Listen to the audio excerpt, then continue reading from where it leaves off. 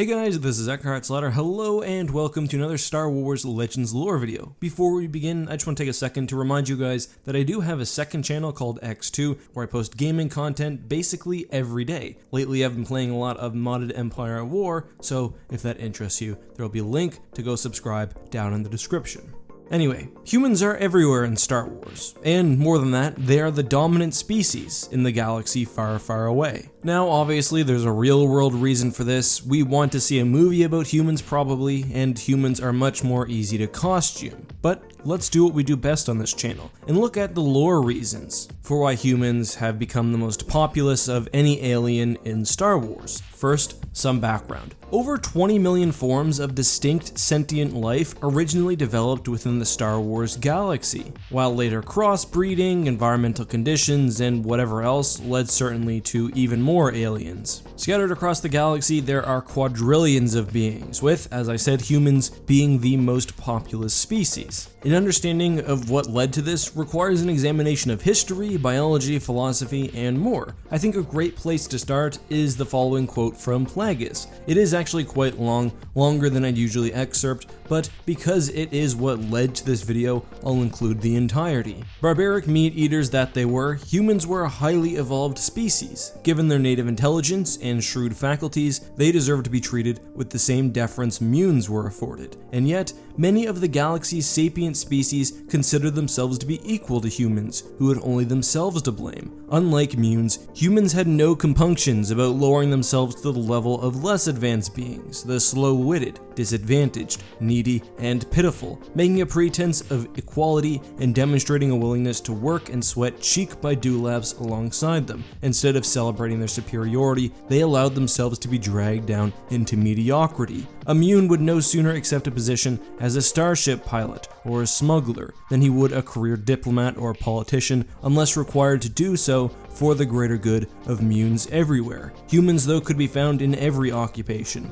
But what made them especially intriguing was their seeming intent to spread themselves to the far reaches of the galaxy, without any sense of control or planning, at whatever cost, and using up world after world in their insatiable quest, as if their diaspora from the core reflected some sort of species imperative. More important, the Force seemed not only to allow their unchecked dissemination, but to support it. In human hands, Damask suspected, rested the profane future of the galaxy. So that quote is from Plagueis himself, and talks about how humans are quite distinct when compared at least to Mune society, which was largely homogeneous, collectivist, and conservative, at least when it came to colonialism. Munes tended to keep to their home planets. Humans, on the other hand, were not homogeneous. They were based across faction rather than species lines, and there seemed to be some innate human drive for colonialism and exploration. But that's just philosophy, and not just regular philosophy, but the philosophy of a Sith Lord. Even accepting that it's the will of the Force for humans to propagate as they did,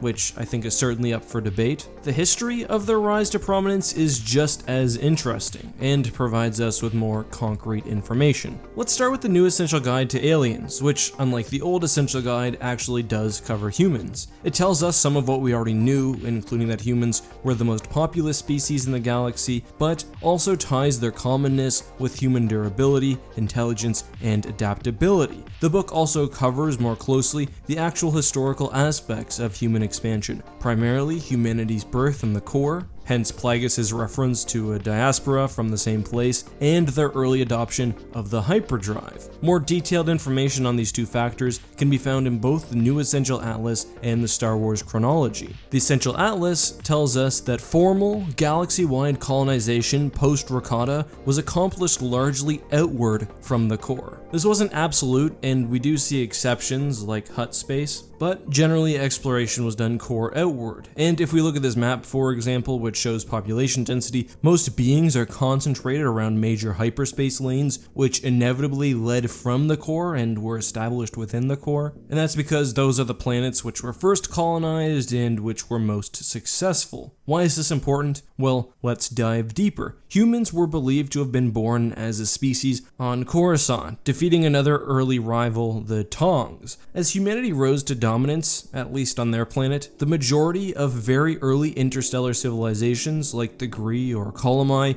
were decaying, with really only the Rakatans remaining prominent. As for the Rakatans, despite the width of their empire, they colonized only a few planets, and they too would eventually decline. As this was happening, humanity spread throughout the core, mostly through sleeper ships, which use basic but slow FTL, at least when compared to hyperdrives, alongside cryotechnology. As a note, it is also possible that some human populations, perhaps even the original humans, were placed by the Celestials. We have no idea how or when Corellian humans would have made their way to the system, for example, and given the formation of the 5 Corellian brothers by the Celestials, then it's possible that they were placed there artificially. That would sort of tie into the Force favoring humanity, but that's a discussion for another day. As humans continued to colonize new core worlds, about 25,000 years or so before the Battle of Yavin, they did also encounter the Duros, but remained the dominant species in the core, and even developed new FTL technologies, dabbling into the basic aspects of hyperspace. Sub-factions emerged from Zim the Despot to the Taiwanese to individual planetary governments, but this was still before the formation of the Republic. The Republic emerged conveniently alongside the reverse engineering of the Rakatan hyperdrive. The Republic, made up initially of Corellia, Coruscant, Alderaan, 3 largely human worlds, plus Duro, used their new technology to blaze hyperroutes and discover the galaxy. Planets near these hyperspace routes, which were typically colonized by humans, had better access to trade, Republic security, and of course the core. This essentially meant that they became prosperous, as did their human settlers. The majority of the galaxy's major hyperlanes, including the vital Corellian run, were not only discovered first by the Republic, but were discovered during a time when humans still had the vast majority of the Republic's population, meaning that they had first dibs on colonization, and we have the beginning of a self-perpetuating cycle. And by the time the other major hyperlanes were discovered, like the Hydean, humans were still the most populous species in the core, and given our natural drive to colonize and our adaptability, we continued to spread across the stars. This was all exaggerated by the increasing prosperity in the core, which saw a much higher degree of security, safety, and commerce when compared to the rest of the galaxy, especially after the formation of the Republic. Not only was the Republic one of the few rich enough factions to actually fund hyperspace exploration, but it was an incredibly stabilizing force in what had been a chaotic galaxy. It was also extremely pro-human, so the rise of humanity is no surprise. Moving away from history and into biology, we've already talked about humans are relatively hardy, especially when compared to some other aliens, but they're also capable of mating with a wide variety of non-human species. This led to many creatures which were somewhat chauvinistically referred to as near-humans. There is a bit of confusion here because technically not all near-humans are actually human offshoots, they could just be very genetically similar, but the Chiss, for example, were likely an offshoot of humanity and thus could probably create hybrid human Chiss children, and the same can be said of the Zeltron or others. Some near-humans were almost identical and you could only tell if you were really familiar with their biology. I say this because the ability to sort of propagate freely across the galaxy helps increase the survivability of the species and helps humans to flourish across the galaxy, especially when combined with our general adaptability. The last thing I'd like to mention is that there are some interesting issues with being a human in a human-dominated galaxy. First of all, you have, as I mentioned, the chauvinism, or at least perceived chauvinism, of humanity. Aliens which look like humans, for example Twi'leks, are called humanoid. Humans often subjugated what they saw as lesser races, and many of those in the core, who were disliked by those outside the core, were humans themselves. Several anti-human factions have emerged in Star Wars, though to be fair, it's probably much